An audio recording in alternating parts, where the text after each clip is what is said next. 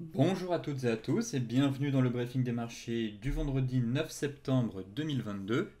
Avant de débuter cette émission, je vous laisse prendre connaissance de l'avertissement légal sur les risques. Comme convenu, je devais aussi vous tenir informé sur l'évolution concernant la fermeture du site DailyFX et donc pour info, DailyFX fermera officiellement ses portes le 15 septembre. De ce fait, il restera deux émissions. J'ai prévu d'animer une autre émission mardi et bien sûr, j'animerai la dernière émission le 15 septembre. Donc voilà les infos clés à retenir concernant la fermeture du site. Alors, pour finir la semaine, on a eu une journée assez intense hier, notamment avec la réunion de la BCE et les annonces aussi un peu de Jérôme Powell. Globalement, le marché a un peu salué euh, le discours de Christine Lagarde. Pareil pour celui de Jérôme Powell. Néanmoins, bon, les craintes sont toujours présentes, mais ça permet au marché de rebondir, notamment grâce aux bancaires. Si on regarde depuis hier, que ce soit sur les indices américains ou là sur les indices européens, notamment sur le CAC, ce sont voilà, les valeurs bancaires qui tirent l'indice vers le haut. Donc hier, ces valeurs ont été un soutien en tout cas pour le Dow Jones. On a aussi eu les valeurs de santé. Cependant, comme je vous le disais, les craintes quand même de voir la Fed poursuivre sa hausse des taux d'intérêt sont toujours vives. Donc reste à savoir maintenant comment vont être interprétées les données de l'inflation la semaine prochaine. Jérôme Powell a déclaré justement que la Fed était fortement déterminée à maîtriser l'inflation et elle espère toujours y parvenir sans que cela entraîne un coût social très élevé. Donc, grosso modo, on a des banquiers centraux qui espèrent toujours un fameux soft landing, un atterrissage en douceur sans provoquer de récession derrière. Mais au vu du contexte macro, ça reste quand même un exercice périlleux et délicat, je trouve. Maintenant, les investisseurs vont euh, se tourner vers la publication des chiffres de l'inflation prévue la semaine prochaine. Donc là, pareil, ce sera une donnée clé à surveiller. Et hier, on a juste eu en termes d'indicateurs des inscriptions au chômage qui ont diminué un peu plus que prévu à 222 000 la semaine dernière. Donc là maintenant, focus très clairement sur les données de l'inflation, que ce soit en zone euro ou aux États-Unis la semaine prochaine. Pour terminer la semaine en Europe, globalement, comme je vous le disais en introduction, on assiste à un rebond. Est-ce que c'est un début de reprise haussière ou un simple rebond technique? En tout cas, on est largement porté par les valeurs bancaires, au lendemain quand même d'un relèvement sans précédent des taux de la Banque Centrale Européenne, et, comme je vous le disais, dans l'engagement du président de la Fed à lutter contre l'inflation. Mais ça, on le sait déjà depuis maintenant plusieurs mois. En tout cas, rien de nouveau, si ce n'est que la BCE a quand même décidé d'augmenter le coût du crédit de 75 points de base, et une mesure sans précédent quand même. C'est la première fois que la BCE procédait à une telle hausse de taux, tout en laissant entendre que son resserrement monétaire allait se poursuivre, donnant ainsi la priorité à la lutte contre l'inflation malgré le risque d'une récession dans la zone euro cet hiver qui pourrait s'accentuer justement, comme vous le savez maintenant, avec la crise énergétique qui pointe le bout de son nez. Bon, selon euh, les nouvelles données qu'on a et les nouvelles prévisions des économistes et des analystes, il se pourrait de nouveau que la BCE finalement relève encore une fois ses taux de 50 points de base au mois d'octobre. Donc voilà, là c'est actuellement ce que pourrait pricer le marché. Donc on est loin un peu du tableau que nous avait dressé Christine Lagarde, rappelez-vous, en début d'année, en nous disant une hausse de taux en 2022 est peu probable. Au final, on s'est quand même pris 50 points de base dans les dents et hier 75 points de base. Donc vous voyez que finalement la politique de l'autruche, pratiquée depuis trop longtemps depuis Christine Lagarde, commence à faire, en tout cas, à avoir des dégâts, puisqu'elle a pris, en tout cas la BCE a pris un retard considérable sur la courbe des taux par rapport à la Fed. Maintenant, reste à savoir combien de hausses de taux on va encore avoir en Europe. À mon avis, on peut s'attendre facilement à une, voire deux hausses de taux. On fera le point dans la partie macro justement après.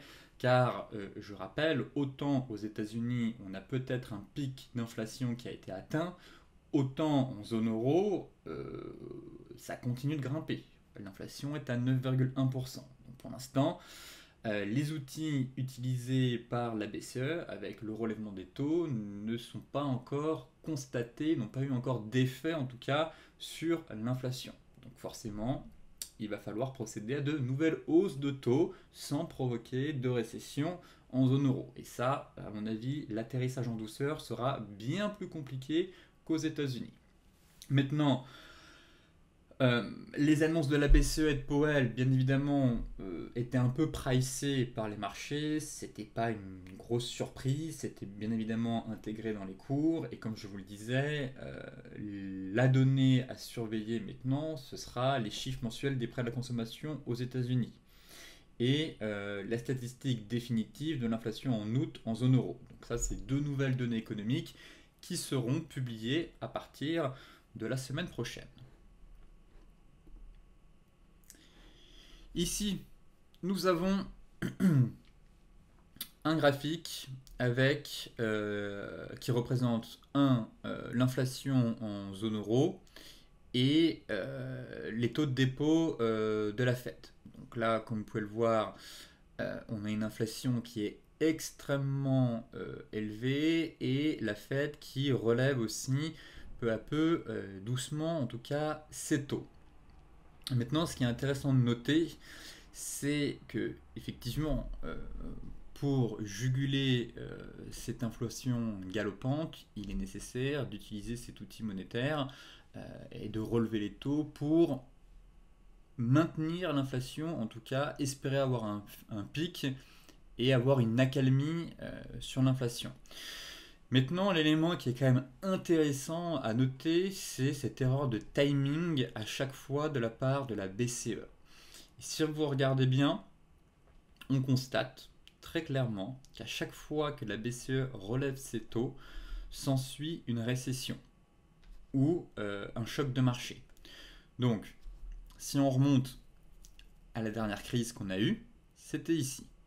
Crise de la dette en zone euro à partir de 2010. Donc la BCE, pareil, de nouveau avait remonté ses taux, crise de la dette en zone euro, derrière, vous connaissez la suite. De nouveau, même chose durant la crise des subprimes, ici on relève, là on s'est dit, tiens, si on relevait les taux pile au bon moment, au point haut sur les indices, derrière, moins 50, une nouvelle fois, et pareil, en 2000, la BCE relève ses taux, éclatement de la bulle Internet, on rebaisse drastiquement les taux. Donc à chaque fois, il y a quand même une erreur assez violente de la part des banquiers centraux qui relèvent en fait leurs taux beaucoup trop tard et ne sont pas bons en fait d'un point de vue timing. Effectivement, les taux auraient pu être remontés dès 2021, très clairement. On a préféré attendre en nous disant l'inflation est transitoire, ne vous inquiétez pas. Finalement, l'inflation n'est pas transitoire. Enfin, si, forcément, l'inflation tôt ou tard va redescendre, mais à la base, les banquiers centraux ne s'attendaient pas à avoir une inflation aussi élevée, sachant que dans le briefing des marchés précédents, je vous ai présenté les prévisions d'inflation et qu'un retour à 2% ne serait pas atteint avant fin 2023, voire même début 2024. Et que l'inflation risque encore une fois de rester élevée en zone euro tout au long de 2023, aux alentours de 4 à 5%. Tout dépendra derrière de l'évolution de la crise énergétique. Mais globalement, cette erreur stratégique peut coûter cher à la BCE, mais aussi au marché, puisque forcément, comme vous le savez maintenant, une politique un peu trop hawkish, un peu trop agressive, eh bien, risque d'entraîner une récession.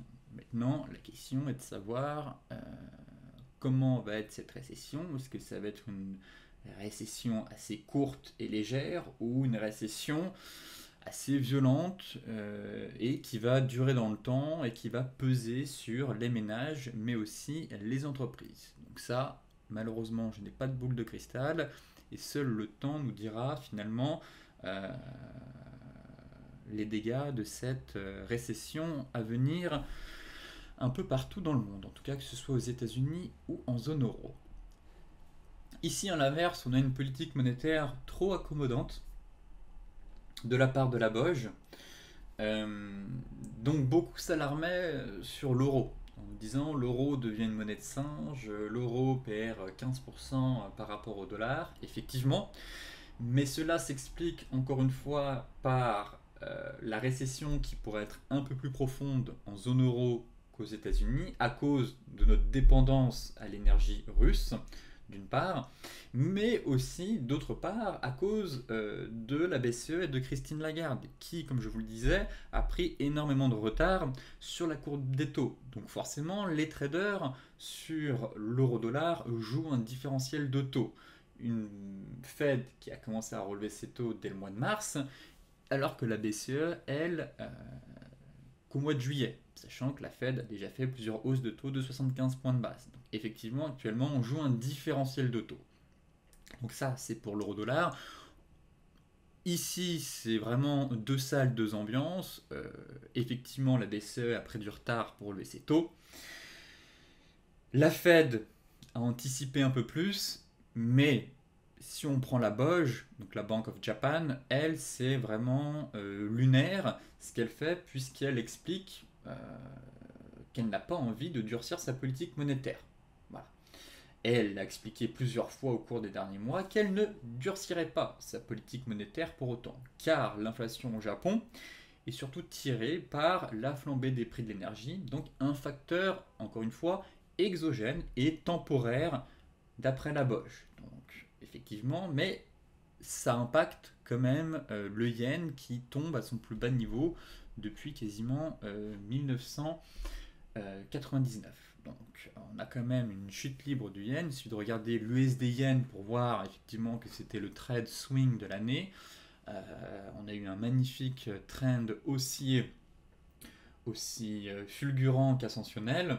Maintenant, le yen est par ailleurs en chute libre face au dollar depuis pas mal de temps, et c'est un phénomène lié notamment au décalage grandissant entre les politiques monétaires, donc le fait que les traders jouent ce différentiel de taux, et forcément, c'est aussi un impact sur le fait que cela renchérit encore les importations nippones. Donc maintenant, reste à savoir comment va se comporter l'économie japonaise dans les prochains mois, car on a quand même toujours l'impact de la guerre en Ukraine sur les prix énergétiques et alimentaires, les risques de récession qui sont toujours présents, que ce soit aux États-Unis ou en Europe.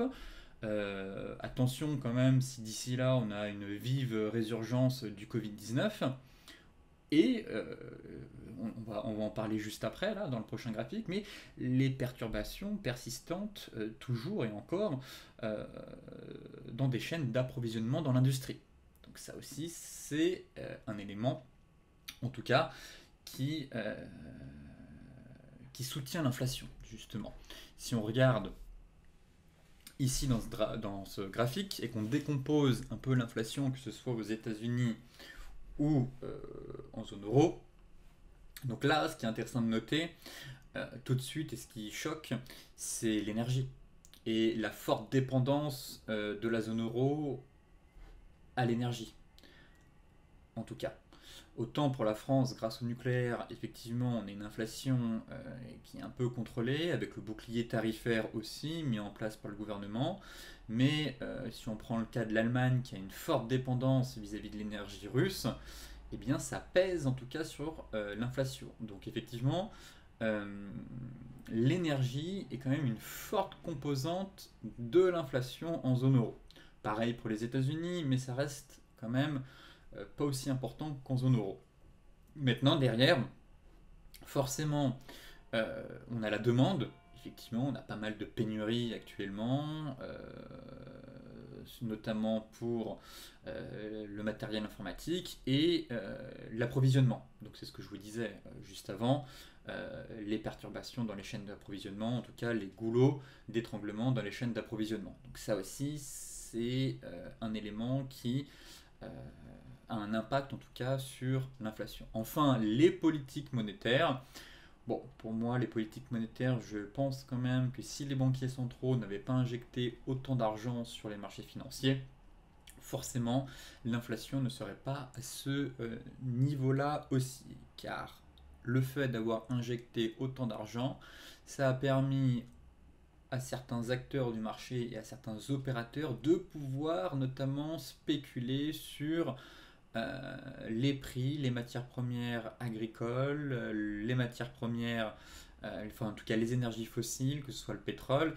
Et à mon sens, s'il n'y avait pas eu autant d'argent déversé sur les marchés financiers, derrière on n'aurait pas eu autant de spéculation sur l'énergie ou les matières agricoles. Donc pour moi, j'estime quand même que les banquiers centraux ont une part importante, je dirais pas toute la part, mais ont quand même une part importante sur le niveau d'inflation qu'on connaît actuellement à cause des injections pharaoniques de liquidités. Concernant la partie graphique,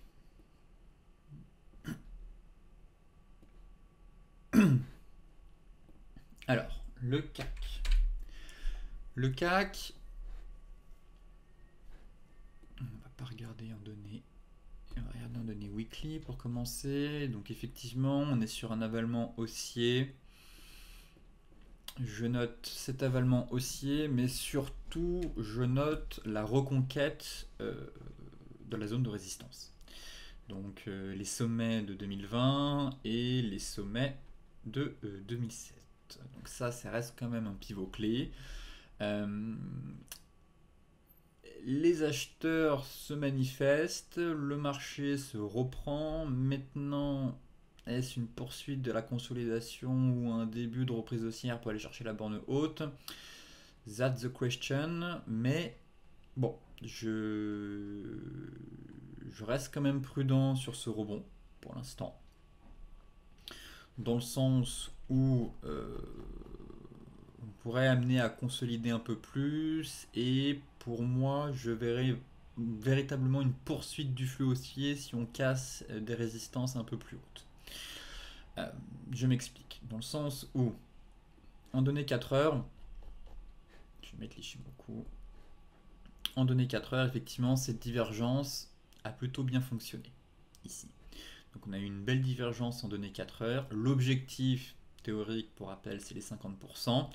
Là on est quand même sur une belle zone, 38,2 de la dernière vague de hausse avec l'AMM50. Donc ici, très clairement, c'est pas le moment de passer à l'achat ici. Si vous avez raté cette hausse, tant pis. Si vous avez joué cette divergence, prenez des bénéfices. Mais ici, payez là, c'est trop tard. Donc soit on attend une cassure pour aller chercher un peu plus haut, soit l'idéal ce serait un repli. Donc là, ce qui va m'intéresser à partir de la semaine prochaine, ça va être la réaction du CAC sur ce niveau. Là, pour moi, on a un niveau de vente qui me paraît intéressant. On est quand même dans une séance flux. Vendre un vendredi, j'enregistre cette émission, il est 15h. Vendre un vendredi, 1h30 avant la clôture, c'est pas recommandé. Voilà, on va plutôt attendre la semaine prochaine, mais on est sur une zone de repli, en tout cas, qui pourrait m'intéresser à partir de la semaine prochaine. C'est ces deux niveaux-là. Le niveau des 50, le niveau des 38,2. S'il faut repasser à l'achat, l'idéal ce serait sur repli de marché. Donc voilà, pour moi en tout cas, si vous étiez à l'achat ici, il faut commencer à s'alléger, prendre des bénéfices, remonter les stops, pourquoi pas aller chercher les 50.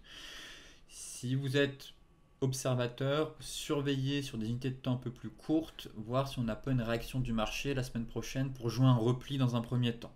Vous voyez que ça bute, on est sur un gros niveau ici. Donc je verrais bien un repli de marché. Voilà. On a les données sur l'inflation justement. Et par contre, si on casse les 6310, là effectivement, les acheteurs montreront de la force et on pourrait continuer à grimper en haut de ce range. Pour l'instant, voilà, on est sur deux niveaux clés, surtout en données 4 heures. sur le CAC, et donc c'est ici que ça va m'intéresser. Là, en données 15 minutes, j'ai pas grand chose. Vous voyez, là, on consolide à plat, on est dans un range. Bon, à voir si on s'offre une divergence d'ici la fin de la séance ou en début de semaine prochaine. Mais surveillez ce niveau. Voilà. Pour l'instant, pas de changement de retournement, aucune raison de vendre. Mais si d'ici la semaine prochaine, on commence à avoir des signaux de faiblesse, eh bien, entamez une vente pour espérer un repli de marché. Sinon, cherchez des ventes à 6310. Et en cas de cassure des 6310, on laisse tomber les ventes et le marché serait bien orienté pour aller chercher plus haut. Le DAX. Le DAX, c'est à peu près la même chose. Je guette la petite divergence qu'on pourrait faire ici. Vous voyez, en données 15 minutes. On est sous zone. C'est pas aussi propre que le CAC. Je vais d'abord regarder en données weekly, mais j'ai pas plus d'informations que ça. Bon, on a un petit avalement ici qui s'est formé. Je suis pas fan de l'avalement, on n'a pas assez de bougies à la baisse ici. Bon, plutôt un gros support encore une fois qui a été préservé en données hebdomadaires. Maintenant, en données daily, pareil, on reprend de la hauteur. On avait de nouveau en fait cette divergence finalement qui a été confirmée. En fait, c'est surtout intéressant en données 4 heures. Voilà, je trouve qu'on a pas mal d'éléments pertinents en données 4 heures. De nouveau, la divergence. On est sur les 38,2, comme pour le CAC. Autant là, la MM50, vous voyez, on commence à la casser. Bon, la clôture, elle est dans 1 heure. L'ouverture américaine est dans 30 minutes. Donc, on verra ce que ça va donner. Mais on est sous zone. Voilà, donc là, pareil, ça peut être un niveau intéressant pour tenter une vente si on ne clôture pas au-dessus des 13 130. Voilà, pour moi, c'est 13 130. Vous voyez ce niveau qu'on a travaillé, là, boum, cassure. Donc là, 38,2. Donc on est sous résistance. Si ça casse, eh bien, peut-être un objectif théorique à aller chercher aux alentours des 50%. Donc en fait, la stratégie est à peu près la même que sur le CAC, finalement. À court terme, on a la même dynamique, cette divergence, 38,2, seulement qu'ici, la MM50 est au-dessus sur le CAC. On est aussi sous résistance. Maintenant, est-ce qu'on n'aurait pas, en tout cas plutôt, est-ce qu'il ne faudrait pas commencer potentiellement à chercher un signal de retournement sur cette zone, si on en a un à partir de la semaine prochaine, car comme je vous le disais, on est quand même dans une séance flux, plus de 1,5% presque, donc on sent quand même qu'il y a une force acheteuse qui est présente. Et donc, garder un trade à la vente avant le week-end, c'est pas terrible. Mieux vaut revenir tranquillement sur le marché à partir de lundi. Mais surveillez vos niveaux clés, 38,2, 50% sur le DAX comme pour le CAC, et ensuite affiner avec des signaux de retournement baissier sur des unités de temps plus courtes, en données horaires aux 15 minutes, via un chantier de retournement ou une divergence. Le Dow Jones, eh bien c'est le range. Finalement, c'est le range. On a aussi cette petite divergence. J'ai évoqué avec vous cassure de ce niveau-là, objectif, le gap ici. Pour l'instant, ça tient en données 4 heures. Peut-être un double creux. Divergence encore une fois. Donc là, je vais recentrer mon graphique.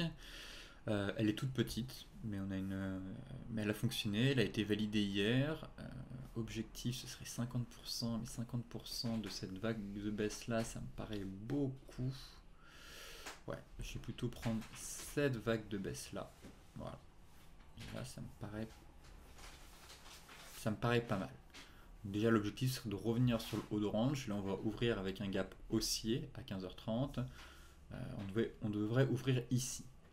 Donc il y a un range maintenant, et on va ouvrir sous résistance. Donc la stratégie, ça va être de savoir si il n'y aurait pas un gap à combler avant de repartir. Donc jouer une stratégie de comblement de gap. Là, potentiellement à la clé, un double creux. Mais si on ouvre avec un gap, qu'on a un signal, venir vendre pour combler le gap sur haut de range. Je vous disais, range ici, si ça casse, qu'il y a un départ de flux, attention. Plutôt se dire, ok, le marché va peut-être aller chercher un peu plus haut. J'ai cet oblique là, on devrait ouvrir ici. Mais si on voit que ça commence à buter sur ce niveau-là, eh bien optez pour une stratégie de comblement de gap dans un premier temps. Voilà. Et ensuite, on verra en fonction de la bougie. Mais là, on devrait ouvrir sur le haut de range. Donc, pareil, sous résistance, comme pour l'ensemble des indices. En données weekly. Ouais. Bon, on a préservé le support. Voilà, on a un très beau support qui est juste ici. 31 180, 31 100. C'est pas cassé, ça tient. Bon, j'estime toujours qu'ici, on a eu un gros signal de retournement baissier. Pour l'instant, une semaine plutôt neutre. À voir avec les données sur l'inflation la semaine prochaine. Et en données daily, effectivement, on a eu un petit avalement haussier là, qui s'est mis en place. Bon, j'attends de voir surtout la capacité des acheteurs à franchir les 32 000 ou pas en clôture. Enfin, ce serait surtout même de repasser au-dessus de la M50. Pour l'instant, ça reste quand même baissier. On est plutôt au sein d'un rebond à l'intérieur d'une tendance baissière. Si on regarde justement les futurs rapidement pour prendre la température, mini Dow Jones, ouais, ok. Bon, il est au-dessus de la résistance. J'attends de voir quand même. Là en plus, on a un petit gap sur les futurs. Donc ici, effectivement, la stratégie, si c'est amené à retomber, ce serait de venir combler ce gap. Donc surveillez en fait l'open sur le cash, voyez où le cash ouvre, s'il ouvre sous la résistance ou au-dessus de la résistance, si on ouvre pile poil sous la résistance, et guettez un signal de retournement en 5 minutes, 15 minutes pour venir combler, là on parle d'une stratégie intraday, mais pour venir combler en fait ce petit gap. Après on peut très bien repartir, mais je pense qu'on peut avoir une stratégie en fait de comblement de gap en intraday. Voilà en tout cas une stratégie qui m'intéresse sur le Dow Jones. Le Forex. Le Forex c'est mou, c'est piégeux, surtout sur l'euro-dollar je trouve. On a l'impression que l'euro ne sait pas ce qu'il doit faire réellement. Même les opérateurs ont du mal vraiment à se décider.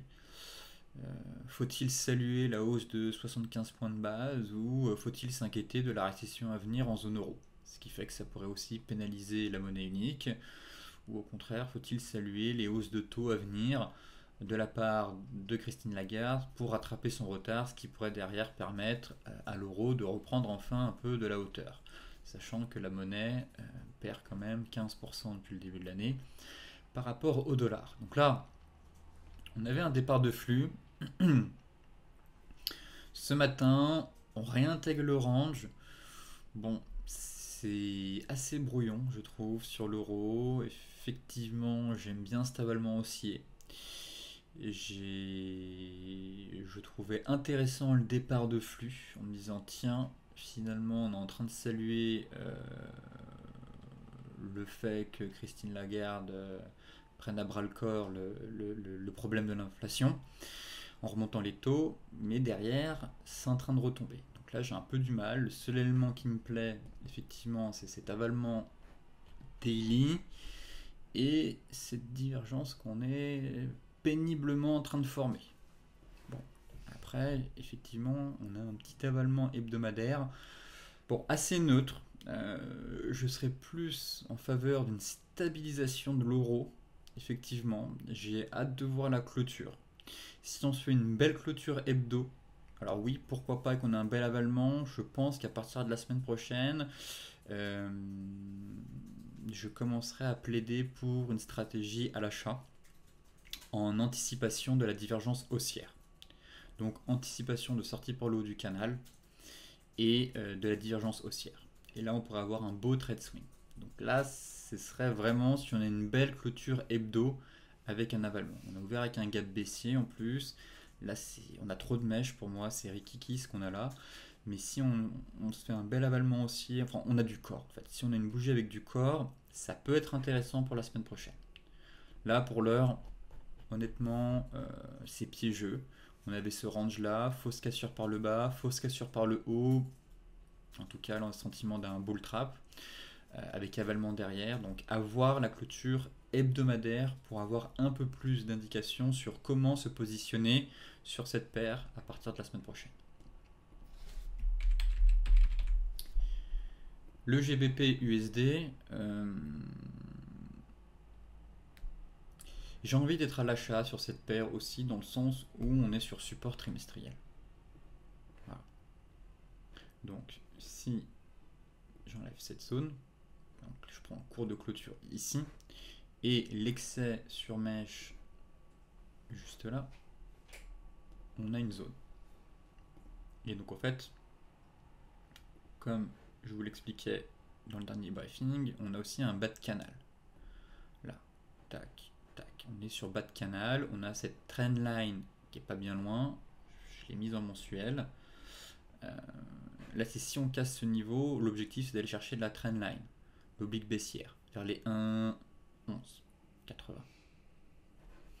Donc pour l'heure, on est sur une zone ici aux alentours de, vous voyez déjà, niveau de support, gros niveau de support. Voilà pourquoi j'ai envie d'être acheteur sur cette paire avec un stop, voilà, sous ce niveau, par exemple, pour enfin espérer un rebond. Maintenant, si je bascule en données mensuelles, voilà. Donc on a cette zone, là c'est l'excès qu'on a fait sur mèche, mais c'est cette zone-là. 1,1525, 1,1411. Donc c'est une zone d'à peu près 100 pips, mais en même temps c'est une zone trimestrielle, donc normal qu'elle soit un peu large. Donc là c'est l'oblique que j'ai tracé qui passe par tous les points bas, ici, tac, tac, tac. Donc effectivement si on casse cette zone derrière, ce serait d'aller chercher plus bas, vers les 1,1180, mais tant que cette zone résiste à la pression vendeuse, eh bien j'estime que mon canal baissier, vous voyez, est toujours cohérent et vivant surtout, et que là on a une réaction du marché qui est en train de se faire. Donc effectivement peut-être qu'avec un stop un peu plus large sous le bas de la zone pour espérer un rebond de la paire. En tout cas vendre ici pour moi hors de question. Je viens de vous expliquer sur une tête temps trimestrielle mensuelle qu'on avait une grosse zone, plus bas de canal, donc attention, plutôt voilà, en cas de vente, attendre la cassure de ce niveau-là. Mais pour l'heure, voilà, je suis intéressé pour des achats, sachant qu'on avait un petit avalement ici qui m'avait plu. Bon, on a fait un petit excès sur mèche, mais c'est pas si dramatique que ça. Mais peut-être élargir le stop loss pour espérer enfin un rebond de cette paire. Je vise pas une reprise haussière, mais aller chercher en TP1 ici et TP2 la même 50. Et en données 4 heures, j'ai cette grande divergence ici qui est retombée un peu, mais voilà, j'avais des signaux en tout cas qui plaidaient en faveur d'un rebond sur cette paire, que ce soit la divergence 4 heures, la zone de support hebdomadaire, mensuel, trimestriel, et le bas de canal daily avec le chemin de retournement daily qu'on a eu en début de semaine. Par conséquent, j'ai du mal à être baissier sur cette paire et je table donc plus sur un rebond technique dans un premier temps et pourquoi pas un peu plus de hauteur si le marché est convaincu, sachant que avec le décès de la reine, la Banque d'Angleterre a décalé sa réunion qui était censée avoir lieu la semaine prochaine, et donc la réunion de la Banque centrale d'Angleterre aura lieu sur la semaine du 21 septembre, donc dans 2 semaines, en même temps, au lendemain en tout cas, de la réunion de la Fed. Donc ça, c'est un élément aussi à connaître pour cette paire.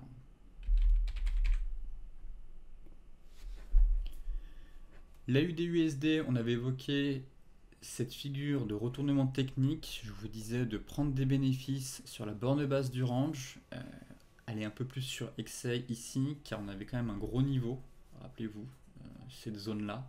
Donc je vous disais, attention, on risque d'avoir une réaction du marché, n'allez pas chercher l'objectif théorique, ça risque d'être compliqué. Donc là c'est le cas.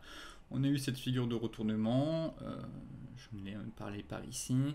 Donc logiquement, tout le monde a dû prendre des bénéfices ici et mettre son stop à break-even. Si c'est pas le cas, vous sortez à break-even. Voilà, là logiquement, je pense que j'en avais parlé par ici. Bon, le marché est en train de remonter, on est dans un range. Ne restez pas en mode espoir. En tout cas, j'espère que vous avez pris des bénéfices ici sur ce bas de range. Abaissez votre stop à break-even. Et si c'est pas le cas, eh bien je pense qu'il faut couper le trade. Car là, la configuration a radicalement changé. Et donc, un range est en train de se mettre en place. Par conséquent, qui dit range dit peut-être nouvelle rotation des prix vers la borne haute. Donc là, pour l'instant, on est sous résistance, mais en tout cas, cette figure-là, j'estime qu'elle est un peu, qu'elle a un peu dysfonctionné, dans le sens où oui, on a eu quelques pips, mais on n'est pas allé chercher l'objectif théorique. Donc plus de prudence. Maintenant, je suis assez neutre sur cette paire. On est sous résistance. J'ai pas forcément des signaux de retournement sous cette résistance, donc plutôt neutre. Pour moi, fin du trade, on déboucle et puis on passe à autre chose. Le gold. Le gold, j'aime beaucoup la réaction qu'on a eue au cours des derniers jours. Pour moi, on est toujours sur un niveau clé en fait.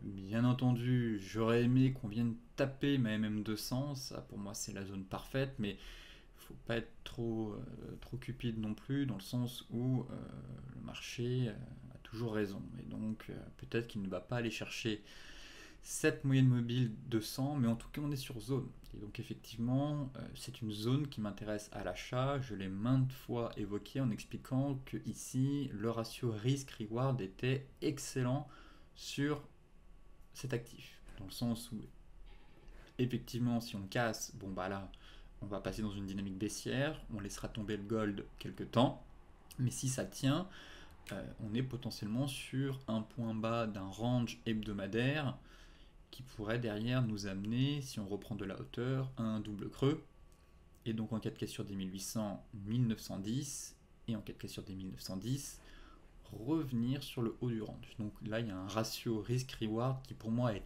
excellent. Et par conséquent, voilà, j'estime qu'il faut mettre, encore une fois, à profit cette fameuse zone de support. L'idéal, bien entendu, serait d'avoir un retour sur MM200. Là, vous avez vraiment un ratio plus qu'excellent. Et donc, c'est ça derrière qui va faire la différence sur votre performance à la fin de l'année. Maintenant, en données daily, effectivement, il y a du positif, notamment à partir de la semaine, en fin de semaine dernière. Bon, peut-être que certains veulent tenter un achat maintenant avec un stop loss assez large, celles et ceux qui sont en mode, je dirais plus bon père de famille, une gestion un peu plus souple, un peu plus large, sans prendre trop de risques. Au contraire, les traders un peu plus agressifs chercheront un meilleur point d'entrée. Voilà. Bon, j'aime bien l'abalement haussier qu'on a eu ici. Pour l'instant, ça tient. On en a un deuxième là. Effectivement, si on casse les 1725, peut-être qu'il faudra commencer à rentrer. Encore une fois, à vous de voir. Si vous estimez qu'on a sur un gros niveau de support et que le stop n'est pas cher, effectivement, il faut juste le placer ici. Et que derrière, on se fait un beau double creux. Ça peut être très sympa. Sinon, si vous estimez que c'est encore un peu tôt, l'idéal c'est d'avoir un vrai départ de flux. Et pour l'instant, c'est un peu maigre. En tout cas, il faudrait au moins casser la première résistance des 1725. Là, on est toujours dans ce canal baissier. On bute sous résistance, donc peut-être un range 4 heures. Vous voyez, ici, gros range 4 heures qui pourrait se mettre en place. Donc là, j'attends. Bien évidemment, si on peut taper cette zone-là et revenir ici, ce serait l'idéal pour se positionner. Là, vraiment un ratio excellent. Là, ça fait un ratio un peu plus large, enfin un peu moins bon. On n'a pas vraiment de signal, au moins attendre la cassure des 1725. Sans la cassure des 1725, effectivement, je pense qu'on peut attendre encore un peu et voir si le gold n'est pas amené à corriger un peu plus dans les prochains jours. On a les données sur l'inflation la semaine prochaine. Je pense que tout dépend de votre profil, encore une fois. Mais à mon avis, le catalyseur clé pour le gold sera les données de l'inflation. Donc ça va donner un départ de flux. Et effectivement, si on a un départ de flux à la hausse, à mon avis, on aura le signal swing pour se repositionner sur le métal jaune. Pour l'heure, tout dépend encore une fois de votre profil, de votre stratégie et de votre durée d'investissement sur cette classe d'actifs. Le Brent. Le Brent reprend un peu du poil de la bête. J'attends la clôture weekly. Parce que là, pour l'instant, on n'y est toujours pas. Ça tient. Ça tient, surtout si je prends la mèche là. On n'a rien cassé du tout. Donc là, j'avais coupé un peu cette mèche pour prendre justement ce point bas, certes, et deux points bas. Voilà, là, ici et celui-là. Donc j'avais coupé sur excès. Donc effectivement, là, on est sur un pullback, cassure pullback. Donc oui, ça peut être tentant de vendre. Je vais enlever ça. Donc effectivement, ça peut être très intéressant de vendre sur signal. On est quand même dans une séance flux, on prend 3%. Donc là, attention. Et pareil, prendre un trade un vendredi soir, je donne pas de conseils, mais c'est pas judicieux très clairement. Donc là, ça va être intéressant de noter un peu cette clôture.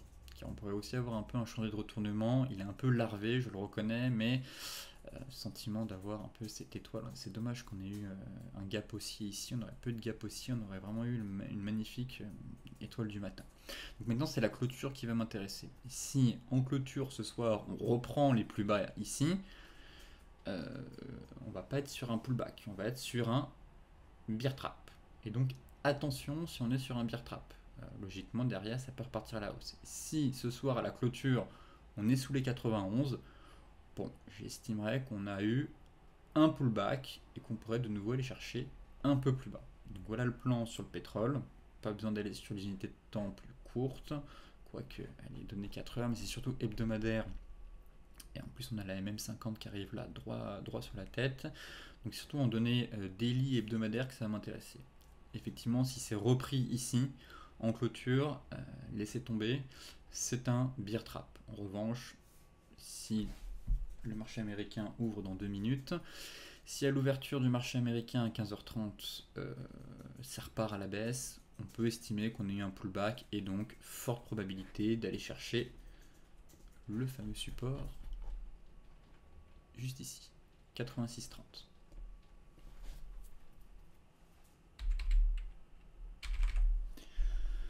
Sur le WTI, bon, on est quand même venu taper les niveaux de support. Là, pour le coup, on n'a pas de belle oblique, du moins je ne crois pas. Sauf si je prends, ok, ouais, si on prend celle-là, si je coupe ici, on est sur un pullback. Si je prends le point bas, ça tient. Encore une fois, il faut ajuster. Je vais couper moi cette mèche-là sur le Brent. Donc là, même constat. On est sur un pullback finalement. C'est exactement la même chose que sur le Brent. Je préfère la dynamique du Brent, mais sinon la structure est la même. Vous voyez, pullback, est-ce un pullback? Va-t-on reconquérir les précédents plus bas ou simple pullback et donc on repart à la baisse? Ou au contraire, bear trap, on clôture au-dessus des 87 et donc faux signal vendeur durant la semaine. Donc là, par conséquent, restez en mode observateur et attendez tranquillement la clôture ce soir pour faire le point à partir de la semaine prochaine. Les cryptos. Le BTC qui, pareil, reprend un peu du poil de la bête. C'est la clôture hebdomadaire qui compte, encore une fois. Effectivement. Voilà. Pour moi, si clôture hebdomadaire sous 19 000, alors objectif 12 200. Aussi simple que ça. en échelle logarithmique. Pour rappel, on a ce fameux double top. Je vous invite à vous mettre en échelle logarithmique. Vous reportez la hauteur, ça donne les 12 000. Mais pour l'instant, ça tient. On a un niveau de support à 19 000. Et ce scénario de double top se renforcera un peu plus si en clôture hebdomadaire, on casse les 19 000. Pour l'instant, ça tient et on est bien parti pour évoluer dans un range. Donc là, rien n'a changé. Pivot clé à préserver, 19 000. Zone, je vais y arriver, zone de reprise haussière au-dessus de 24 000. Pivot clé, je vais le mettre en dessous. Et ici, on est dans une zone de consolidation.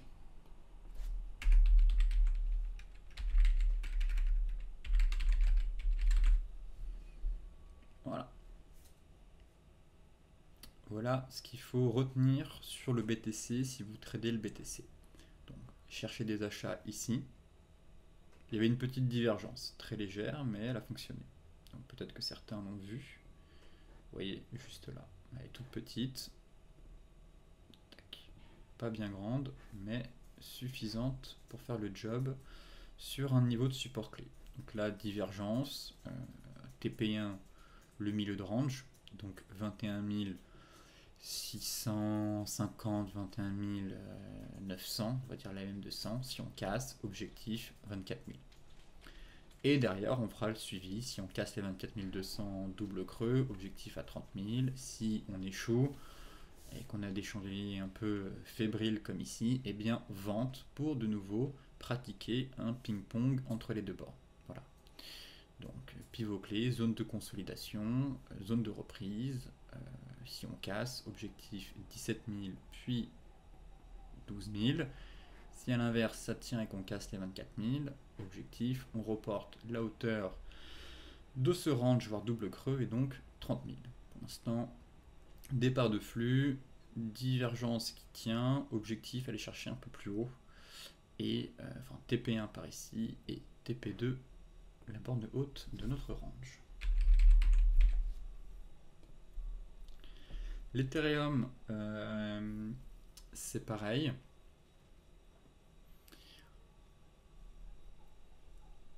Là, faut casser les 1730 pour aller chercher la borne haute de notre canal. Donc avec la sortie du merge le 13, 14 ou 15 septembre, voyons voir comment les marchés vont réagir. Mais généralement, on achète la rumeur et on vend la nouvelle. Donc c'est un peu ce qui s'est passé au mois de juillet. C'était la sortie tant attendue du merge sur Ethereum. Donc on a acheté la rumeur et actuellement, voyons voir si ça va se poursuivre ce mouvement ou au contraire, est-ce que les gens vont sortir une fois que cette mise à jour sera déployée sur le réseau. Donc là, sans surprise, le pivot clé, en tout cas la grosse zone de résistance, elle est ici. 1750, 1720. Voilà. Donc là, si on parvient à casser ce niveau, effectivement, je viserai la borne haute de notre canal avec la MM200, donc aux alentours de 2000 $. De nouveau 2000 $. Ce qui pourrait nous donner un petit range assez sympa. Par ici. Vous voyez. Donc 2000 $ sur excès 2100. Et si on sort par le haut, là, on aura quelque chose d'intéressant. Mais pour l'heure, à court terme, assez neutre, on est sous résistance. Vendre, pas spécialement, ça tient, on a une belle bougie flux, on est en train de casser la MM50. Maintenant, si on casse les 1730, pourquoi pas tenter de manière agressive un petit achat pour viser la borne haute une fois de plus, avec un stop loss sous les plus bas de cette bougie. Voilà.